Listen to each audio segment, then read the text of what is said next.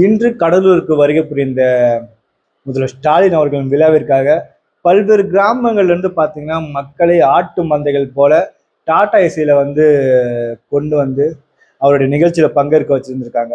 அதுல மறுபடியும் ரிட்டர்ன் வீட்டுக்கு போகும் பார்த்தீங்கன்னா இன்று ஒரு சம்பவம் பார்த்தீங்கன்னா மிகப்பெரிய அளவுல ஒரு படுதாபத்துக்குரிய வேதனைக்குரிய ஒரு சம்பவம் நடந்திருக்கு. ஒரு டாடா ஏசியில ஆட்டு மந்தைகளை போல் அடைத்து செல்லப்பட்ட அந்த திமுக கூட்டணிக்கு வந்த மக்கள் பார்த்தீங்கன்னா டாடா ஏசி அப்படியே கவுந்து மிகப்பெரிய அளவில் பாதிப்பு ஏற்படுத்ததாக சொல்லி ஆகணும். கிட்டத்தட்ட 20 பேருக்கு மிகப்பெரிய அளவில் படுகாயங்கள் ஏற்பட்டிருக்கு. அதில் ஒருத்தர் இறந்து விட்டதாக ஒரு கேள்வி ஒரு நியூஸ் வர வந்துட்டு இருக்கு. இது எந்த அளவுக்கு இன்னும் நம்ம அதை கன்ஃபார்ம் பண்ணலை. வாட்ஸ்அப்பில் அமைச்சிருந்தாங்க. அது அந்த நியூஸ் தான் அப்படிங்கிற ரீதியில் கன்ஃபார்ம் பண்ணிட்டு அதுக்கப்புறம் நாங்கள் அப்டேட் பண்ணுறோம். இது மாதிரி ஒரு 14ஆம் தேதி, அதாவது இந்த மாதம் 14ஆம் தேதியே பார்த்தீங்கன்னா விருதாச்சலத்துக்கு வந்த மு.க.ஸ்டாலின் அவர்கள் போயிட்டு அந்த கலந்துக்கிற நிகழ்ச்சியில மிகப்பெரிய அளவில் ஒரு கூட்டத்தை காட்ட வேண்டும் அப்படிங்கிற விஷயத்துக்காக பார்த்தீங்கன்னா பெற்றோர் ஆசிரியர் கழகம் சொல்லுவாங்க. அது மூலியமா பார்த்தீங்கன்னா பல்வேறு மாவட்டங்களை சார்ந்தவர்கள் 170 கிலோமீட்டர் தாண்டி இருக்கிற மக்கள் எல்லாமே பார்த்தீங்கன்னா வலுக்கட்டாயமாக அந்த மு.க.ஸ்டாலின் அவர்கள் கலந்து கொண்ட அந்த விழாவுக்கு வர வச்சாங்க. அதே அப்பவே பார்த்தீங்கன்னா பாமகவோட நிறுவனர் மருத்துவர் ஐயா ராமதாஸ் அவர்கள் அப்பயே இதை சுட்டி காட்டி ஒரு அறிக்கை ஒன்று வெளியிட்டாரு. இது மாதிரி நீங்க மக்களை கஷ்டப்படுத்தி 120 கிலோமீட்டர் தூரத்துல இருந்து நீங்க அழைச்சிட்டு வரீங்க.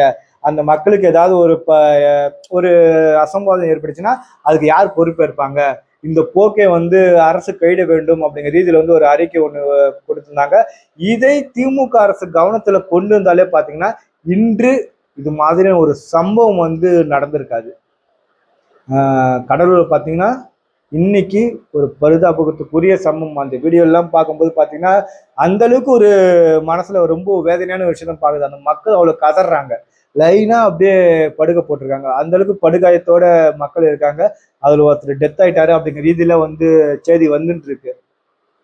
கண்டிப்பா பார்த்தா இனிமேலாவது அப்ப ராமதாஸ் அவர்கள் அறிக்கை விட்டாங்க பாத்தீங்களா, அப்பவே இந்த அரசு கவனத்தில் கொண்டு இந்த சம்பவம் நடக்கக்கூடாது அப்படிங்கிற ரீதியில கொஞ்சம் உஷாரா இருந்தாங்க. ஆனா அவருடைய அறிக்கைக்கு ஒரு முக்கியத்துவம் கொடுத்திருந்தாங்கன்னா இன்று இது மாதிரியான ஒரு சம்பவம் நடந்திருக்காது. அந்த வீடியோலாம் நம்ம சேனல்ல காமிச்சோம்னா நம்ம சேனலுக்கு மிகப்பெரிய அளவில் ஒரு கார்பரேட் இஷ்யூ அது மாதிரியான பல்வேறு இதெல்லாம் இருக்கு. அப்புறம் திமுக சார்ந்தவர்களே இது வயலண்ட் கண்டென்ட் அப்படிங்கிற ரீதியில ரிப்போர்ட் அடிச்சிருவாங்க. அதனாலதான் நம்ம அந்த காணொலி இதுல அட்டாச் பண்ணல. இனிமேலாவது அரசு நிகழ்ச்சிக்கு மு.க.ஸ்டாலின் அவர்களுடைய நிகழ்ச்சிக்கு மக்கள் கூட்டம் அதிகமாக காமிக்க வேண்டும். உதயநிதி ஸ்டாலின் அவர்களுடைய நிகழ்ச்சிக்கு மக்கள் கூட்டத்தை அதிகமாக காமிக்க வேண்டும் அப்படிங்கிற ரீதியில பொதுமக்களை ஆட்டு மந்தைங்க மாதிரி எல்லாம் கூட்டின்னு போவாதீங்க. விருப்பம் இருக்கும் வருத்தம். அதே நேரத்துல நீங்க கூட்டின்னு போறீங்களா கொஞ்சம் பாதுகாப்பா கூட்டின்னு போங்க. ஒரு டாடா ஏசியில அவ்வளவு பேர் ஏற்றின்னு போறதெல்லாம் எந்த விதத்துல நியாயம் தெரியல. ஏன்னா சென்னையில நாங்க பாக்குறோம், ஒரு சாதாரண ஒரு வண்டியில 2 பேர் ஏற்றின்னு போனாலே போலீஸ்காரங்களாம் நீங்க ஆளுங்களை ஏற்றக்கூடாது அப்படிங்கிற ரீதியில் அந்த டாடா ஏசியில மாடிக்கு ஃபைன் போட்ட இதெல்லாம் நாங்க பார்த்துருக்கோம். ஒரு 20 பேர் கொண்ட ஒரு வண்டியில ஒரு மாநாட்டுக்கு ஒரு முதலமைச்சர் கலந்து கொள்கிற ஒரு விழாவிற்கு கூட்டின்னு போறாங்க. அங்கெல்லாம் போலீஸ் எல்லாம் இருந்திருக்க மாட்டாங்களா? எப்படி இது அலோவ் பண்ணாங்கன்னு தெரியல.